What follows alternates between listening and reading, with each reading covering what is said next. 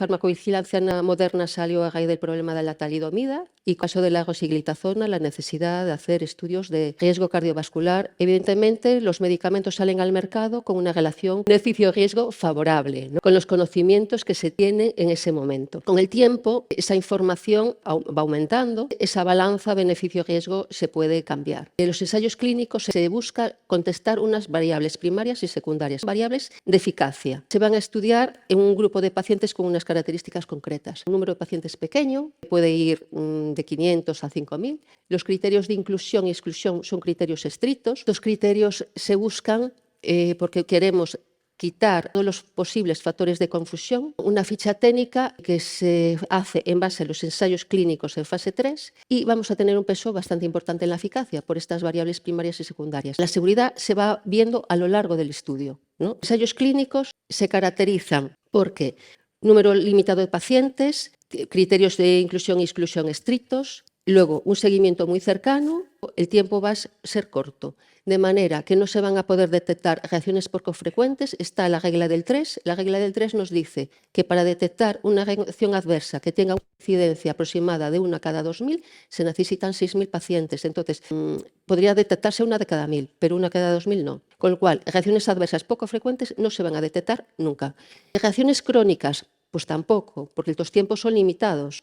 No se van a detectar, por ejemplo, la nefropatía por AINES, el riesgo cardiovascular que tienen los AINES. Eso se detectó años posteriores al problema del GOFESOCOSI, todos lo sabemos, ¿no? Y reacciones diferidas tampoco, que son aquellas relacionadas con un problema de cáncer, un problema de teratogénesis. Entonces, lo que buscamos es equilibrar esa balanza y es necesario que una vez que el medicamento sale al mercado lo va a utilizar muchísimas más personas. Las características que tenían los pacientes en el estudio, no entran niños, no entran mujeres embarazadas, que tengan valores extremos de insuficiencia renal y insuficiencia hepática, con lo cual, ¿cómo podemos detectar reacciones adversas fuera de ahí? Pues necesitamos notificar. En las vacunas del COVID, ahí lo vimos muy claramente, lo vimos todo, hasta nos lo decían en los medios de comunicación, salió este efecto adverso nuevo o no sé qué, lo vimos todos, ¿no? La farmacovigilancia está regulada por el Real Decreto 577 del 2013. Vienen distintas definiciones, entre ellas lo que es una reacción adversa, que es cualquier respuesta nociva y no intencionada a un medicamento. Como veis, esta definición fue cambiando con los años, ahora no incluye el tema de las dosis, ¿no? Que antes incluía las dosis. No hay dosis, es decir, si una reacción adversa se produce por un abuso de sustancias o por una sobredosificación, sigue siendo una reacción adversa. También es una reacción adversa todas aquellas que son derivadas de errores de medicación, cuando producen un daño. Un error de medicación que no produce un daño no es una reacción adversa, pero si produce un daño es una reacción adversa. Y el Real Decreto nos obliga como sanitarios a notificarlas. También nos obliga a estar informados de la seguridad de los medicamentos que dispensamos, de los medicamentos que administramos. Ejemplos de notas, seguridad del medicamento, distintos aspectos. Es decir, el tema de la briudina y 5-fluoracilo es una reacción adversa por una interacción toda conocida que recibimos. Si miráis el historial, tenemos este año en el 2023 salió una notificación, un recuerdo, y eso sale tantas veces porque siguen apareciendo reacciones, siguen apareciendo muertes para recordar esta situación. El tema del fentanilo, la primera alerta salió en el 18, que derivó aquí en Galicia lo de la homologación, ¿no? Apareció en las prácticas seguras la necesidad de no utilizar este medicamento, la ranitidina, que se retiró por contaminación con nitrosaminas, y la escopolamina, una de las últimas, ¿no? Que confusión por un error de medicación en este caso. Bueno, quise poner aquí como ejemplos. Una es un error, un problema de seguridad por contaminación, por abuso, por interacción y por error de medicación. Eso es lo que quería exponer con esta diapositiva, ¿no? ¿Qué podemos hacer para mejorar la seguridad? Pues de atención primaria, siempre quitar, como se dijo ayer, limpiar el árbol de prescripción, hacer una revisión de la medicación, el seguimiento, hacer la conciliación. En Galicia tenemos prácticas seguras y la homologación de recetas y, como comentó José ayer, pues con el PROA, ¿no? Otras maneras, pues notificando. Yo hoy vengo aquí un poco con la idea de que la gente notifique, porque la gente no notifica. Los sanitarios decimos que hay que notificar, pero no se notifica. Y también haciendo estudios de seguridad, que sería bueno, pues si fueran cuanto más independientes mejor. Y tenemos la notificarán para ayudar a hacer esto. ¿Y qué hay que notificar? Y se notifican sospechas. todas, y se priorizan las graves, inesperadas y los medicamentos nuevos o seguimiento adicional. Y es muy importante esto registrarlo en la historia clínica. Si se registra, se consiguen para mí dos cosas. Una parte, se evita una duplicidad para que otro compañero pues, no vuelva a notificar lo mismo. Y por otra parte, de manera indirecta, estás incentivando y visibilizando esa notificación. Porque yo creo que cuando se ve, la gente también se puede animar más. Insisto, que hay que priorizar las graves. No pueden venir como vienen notificaciones a veces, pero a estas alturas que nos venga una notificación del coronavirus que me duele el brazo, no vale para nada. Bueno, en la página del Ministerio, aquí, en este apartado, se pueden ver lo que se notificó de los medicamentos. Abajo, le das ahí, pincha aquí y se va para abajo y, por ejemplo, pones colchicina o pones bribudina y le das aquí, pinchas aquí y le das pasas al 2, pones un medicamento, se pincha cualquiera de ellos y te da los datos de lo que se notifica. Y viene una información muy interesante de todo, cómo es la evolución, que se notifica más, en qué órgano y sistema se notifica más, también el PT que se notifica más, si es diarrea, si es no sé qué.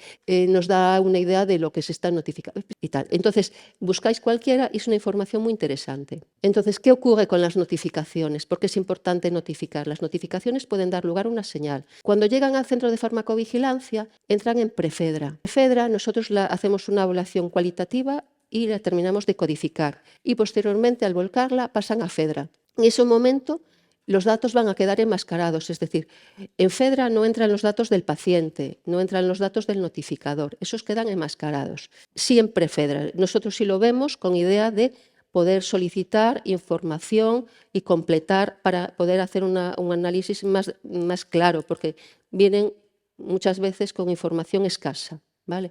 Y entonces esas notificaciones no valen, no tienen mucho sentido. Son más que nada ruido. Y entonces, ¿qué podría pasar? Entonces, ante un caso, es decir, tenemos un fármaco y una reacción adversa, y se hace un análisis cualitativo de ese caso. Se mira si hay una coherencia en fechas, pero es importante poner las fechas, si hubo una reexposición previamente, una reexposición positiva, si es conocido en ficha técnica o no. Luego se hace un análisis de la serie de casos, se buscan otros casos que tengan esa GAN y ese fármaco y se analiza también esa serie de casos. Una vez que se hace un análisis de la serie de casos, se hace un análisis cuantitativo y se observa si los casos observados son superiores a los casos esperados en base a las características de la incidencia. Y luego se hace un análisis epidemiológico. Eso da lugar a una señal, eso se hace desde los centros y el centro que hagan eso lo hacen desde un centro, eso se presenta en el Comité Técnico de Farmacovigilancia, que lo aprueban o no lo aprueban. Una vez que se hace el estudio pueden decir, pues no consideramos porque falta información, no es suficiente o lo aprueban. Si lo aprueban pasaría al PRA, que es el Comité de Evaluación de Riesgos de Farmacovigilancia a nivel europeo. Y encarga para que se haga un estudio, ¿no? Una evaluación y emite recomendaciones. No son datos de peso, son datos de peso, evidentemente, pero no son los que lo toman la decisión.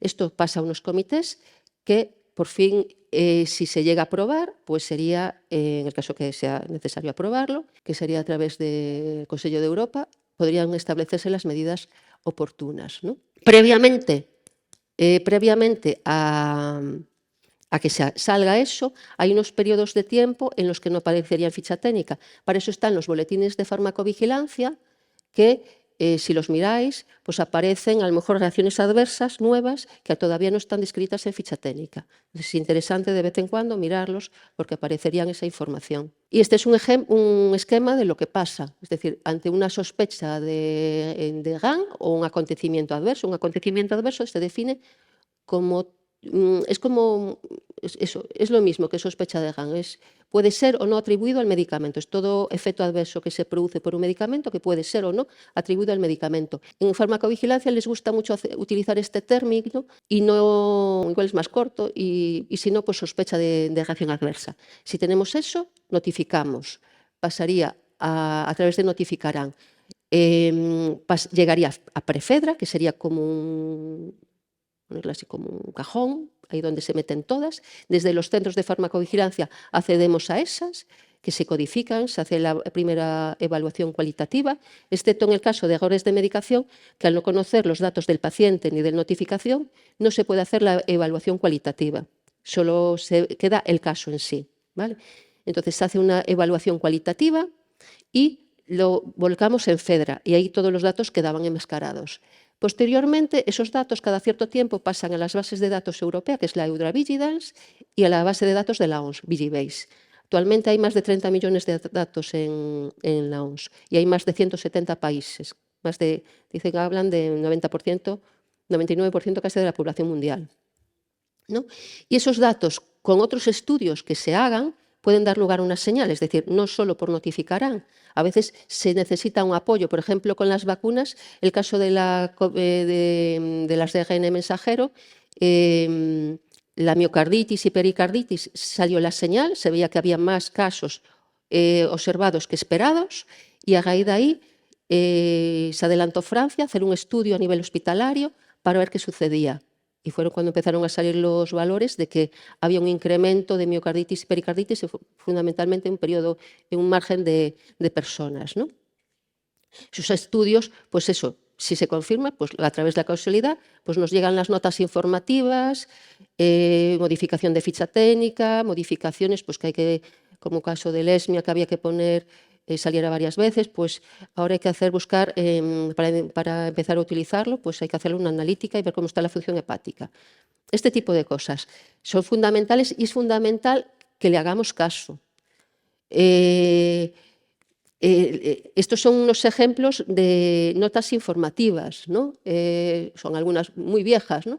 Cilostazol, riesgo cardiovascular, el granelato de estroncio, que es un antiguo, la hipermagnesemia con inhibidores de la bomba de protones. Aquí tenemos ejemplos de retiradas del mercado. Todos conocemos, pues, el caso de la ceribastatina, que más rangos de radiomiolisis, y tenemos un caso muy curioso, el que comenté antes de las soluciones de hidroxitil almidón. Pinchas aquí un momento. A mí este me llamó mucho la atención porque lo teníamos en el centro de salud, el Voluben, y este medicamento, la primera nota informativa fue del 2013, se retiró el año pasado, en el 2022. Y yo me pregunto, ¿cómo es posible? ¿No? ¿Puedes pinchar en hidroxitil? No, no tiene. ¿Cómo? Ah, perdón. En la última, en esta, hidroxitil almidón. Esta la primera fue en el 2013 y el PRAC decía, recomendamos la suspensión de comercialización en el 2013. Y entonces, abres la última aquí, por ejemplo, bueno, aumentaba el riesgo de fallo renal. Y entonces, bueno, después, pues otra nota, pues a ver qué se tal, como que baja un poquito, aquí decía, pues eso, no usarla en sepsis, ni en estado crítico, ni en grandes quemados, se reservaba para esos casos de hipovolemia y tal, pero en esos casos no utilizarlo. Eso era en el 2013, ¿vale? En el 2013, y posteriormente ya decía el PRAC que no, pero luego dijeron, bueno, decimos bien claramente eso. Ve para atrás, por favor. Bueno, no, pero quería volver otra vez aquí. Bueno, es un poco como la historia. Luego aquí, si veis, pues salieron, hay varias, ¿no? Es decir, luego posteriormente, en el 2018, lo mismo, el PRAC volvió a decir lo mismo, pero que estaba pendiente, a ver si era sí o si era no, pero decidieron, pues, hacer un programa especial de acceso restringido para evitar esos problemas. Y posteriormente otra vez, en el 2022, yo cuando lo vi dije, bueno, otra vez, ¿no? ¿Qué quiere decir esto? Que se siguieron utilizando mal. Es decir, si no, no pasaba esto desde el 2013. Es decir, para mí es que la gente o no las lee, o no llega, o no cala. Nos enfocamos mucho en la eficacia, pero en la seguridad no nos enfocamos. Es decir, y realmente esto lleva a que un medicamento se retira del mercado, que a lo mejor podría ser útil en algunos casos concretos y habría que utilizarlo solo en esos casos. Pero para mí, no, y yo creo que para todos nosotros, no cala, no llega a esa información. Y puse este ejemplo porque dije yo, bueno, me parece increíble que en el 2013 ya el PRAC decía esto, Luego después insistimos y ahí hay como un atranco que parece que no llega. Seguimos. Y bueno, y aquí hay modificaciones de ficha técnica. Con los AINE pasó lo mismo. Esto se conocía en el 2004, ¿no? Todos los vivimos, el tema de tal, y hasta que pasó diagnóstico hospitalario y hospitalario. Fue en el 2007. La terapia manual sustitutiva, lo mismo, contraindicado en osteoporosis. El valproico, un caso curioso. En el 2014 ya se decía que había problemas congénitos y problemas de niños que no pueden andar bien, problemas de déficit intelectual, y quedó ahí y parece que no caló esa información. Y en el 2018, otra vez, sale esa información. Quinolonas, esperemos que no pase con las quinolonas. En la nota informativa decía reservar pues, para casos graves, no usarlas en casos leves, ¿no? Es decir, ¿por qué? Porque pueden producir, a través de la rotura de tendón de Aquiles, problemas a nivel también del sistema nervioso central, que yo aquí lo quiero comentar, siempre lo comento, porque pueden producir confusión, pueden producir alucinaciones, y una persona mayor, un EPOC, que le van a dar un levofloxacino probablemente cuando va al hospital, se puede tener un proceso de confusión. Se está demenciando. Vamos a ponerle la quetiapina o la tal. Y se crea una cascada terapéutica muy curiosa, pero es una realidad. Está descrito en ficha técnica y realmente produce alucinaciones y confusión, el levofloxacino como otras quinolonas, ¿no? Entonces, estar alerta también cuando una persona se descompensa después de un alta hospitalaria. Es cierto que hay muchos más factores, pero ese también es un factor que hay que considerar. Y luego, estos salieron este año, aparte del valproico, estos en los padres, que también pueden producir malformaciones, tema de la bribudina, la escopolamina, por no confundirse, un error de medicación, que la utilizaron en vez de butilescopolamina, la escopolamina. Es un nombre parecido, pero no es lo mismo. Y el topiramato espero que no pase lo mismo que con el valproico. Se contraindicó en mujeres embarazadas y se usa no solo en epilepsia, sino también en profilaxis de migraña. Por problemas de malformaciones, produce malformaciones congénitas, pero también puede llegar a producir autismo, trastorno de déficit de hiperactividad. Es decir, hay que cuidar estos medicamentos, ¿vale? Y en esos casos no usarlos. ¿Vale? Por lo menos lo que quiero decir es que las notas de seguridad informativas y las contraindicaciones que queden claras, ¿no? Ahora salió un medicamento que me enteré hace poco, que salió de la nota en el PRAC, los omega 3, ¿no? Los omega 3 son medicamentos, es aceite de pescado. Pues ahora hace poco pues salió la reacción adversa, fibrilación auricular. Entonces, yo espero que no pase como el caso de la rosiglitazona, que se conocía cuando se comercializó, que producía insuficiencia cardíaca, y se sigue usando. En el 2008, contraindicación e insuficiencia cardíaca, independientemente del grado de insuficiencia cardíaca. Posteriormente, síndrome coronario agudo, y se decidió pues, hacer los estudios de seguridad cardiovascular en el 2008 por parte de la FDA, porque si no, esos estudios no estaban. Eso fue a raíz de que la FDA se hace esa exigencia para garantizar un poco la seguridad. Espero que con este medicamento, con las omega 3, no pase lo mismo. Y luego ejemplos que se presentaron en el comité técnico. Estos son ejemplos de atención primaria. La cafinitrina y la necesidad de masticar y poner debajo de la lengua, fundamental, porque había una discrepancia entre problemas, también error de medicación, entre problemas de prospecto y ficha técnica y casos de no masticar y daño. Vale, perdón. Tema del dolalgial, ibuprofeno y closinato, ahora solo hay closinato de lisina, escopolamina, y el bisolbón compósito, este es el vasito que se presentó hace poco. Este vasito en esta parte tiene 15 mililitros, que supone triplicar la dosis, a ver si lo cambian, ¿vale? Estas son como nos llegan a nosotras, y esta es la evolución. Se ve el pico del coronavirus, tanto en Galicia como en España, y va bajando. Y luego simplemente recordar que notificar mejora la seguridad de los medicamentos y de las personas y tengo tiempo para terminar.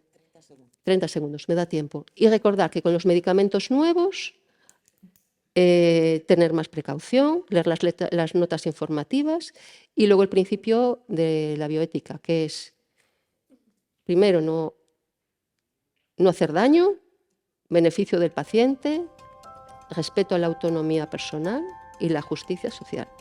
Vale, gracias.